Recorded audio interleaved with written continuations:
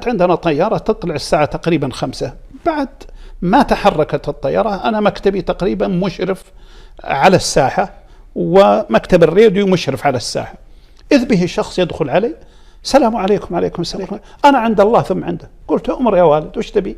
قال: تكفى، ولدي صار له حادث، أبغى الطيارة. قلت: والله على خشمي، على رحلة 11 المساء، لكن قال: برني إياها. إي والله، فمن طيب نية أنا. فخذيته ودخلت على أخوي محمد الثمالي اللي هو مسؤول الراديو أو المدير اللي مسؤول، قلت: شفها.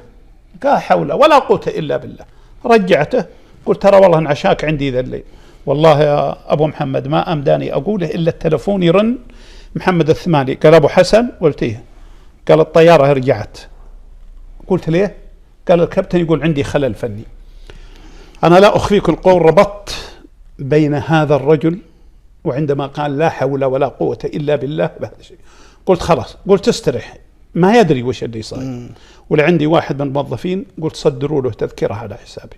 كفو. صدروا له تذكرة. أخذت سيارتي، عندما وقفت هم قدموا السلم، طلعت: كابتن والله أنه ما يعني هو شهري، لكني أنا ما يحضرني اسمه. قلت: يا كابتن. قال: نعم.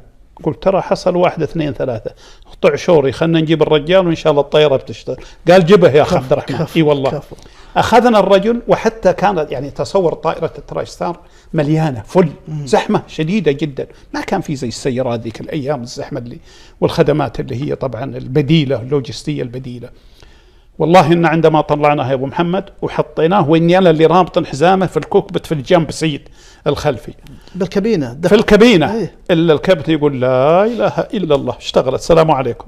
عليكم السلام. إي والله. تبارك الله. وأرجع وأسأل المدراء، كان الله يمسيهم الخير، إبراهيم الدغيثر أخونا وأستاذنا وموجهنا، كان مساعد المدير العام التنفيذي هذه كلمة.